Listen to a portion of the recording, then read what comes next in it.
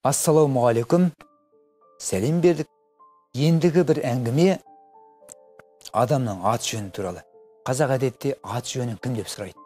Атың, жөнің. Атың сенің есімің, жөнің сенің қайдан шыққан тегің. Енді фамилияң деп айтып қояйыншы, түсінікті болу үшін. Аты жөнің. Әдетте, міне, жазуды көрсетейін. Мұнайдар Балмолда. Бұл дұрыс. Осылай айтылу керек, осылай жазылу керек. Бірақ көп жерде Балмолда Мұнайдар дейді.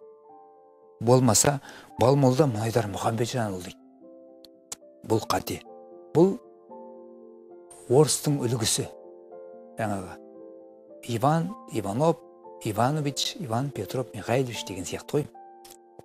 Мысалға, Мұнайдар Балмолда десе, мен тірімін, Мұнайдар, бармын. Міндетімді атқарып өмір сүріп жүрмін. Менің атым айтылып тұр. Ал Балмолда менің 7 адамның біреуі. Өмірде жоқ адам. Ол кісінің аты неге мына заманда, мына дүниеде алға шығу керек?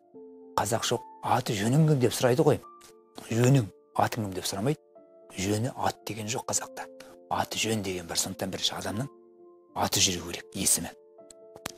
Сондықтан айтқанда да, жазғанда да Мұнайдар Балмолда болады. Мен мысал қалып тұрмын өзімнің атымды. Енді Балмолда Мұнайдар Мұхамбетжанұлы депсе, онда Балмолда өмірде жоқ.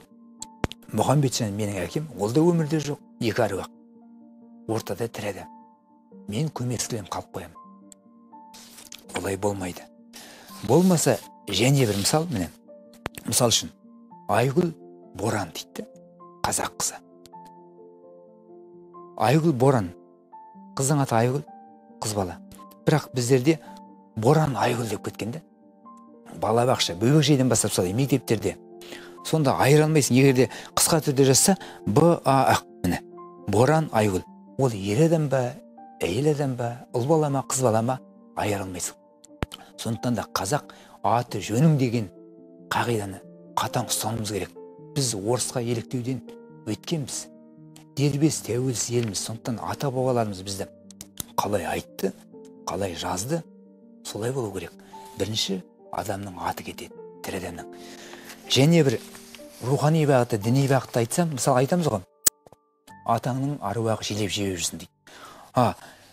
Ол сені қалай желеп жебейді, егерде бұл дүниеде мені Балмолда деп жүрсе. Балмолда өмірде жоқ 7 адамның біреуі. Мына дүниеде Балмолда дейді мені. Атымды айтпайды.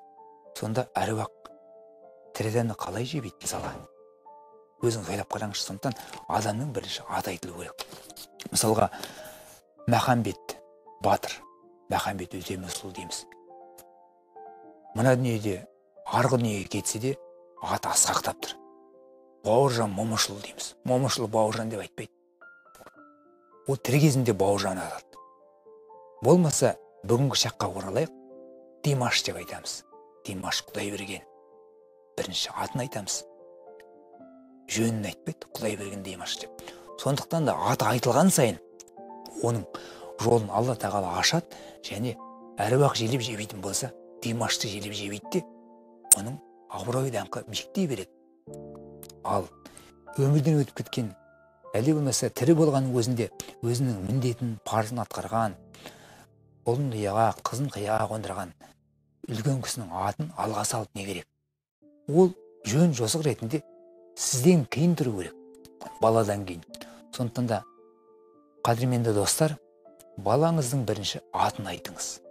Өзіңіздің де, жазғанда да, айтқанда да, қазақ бірінші атын сұрасады.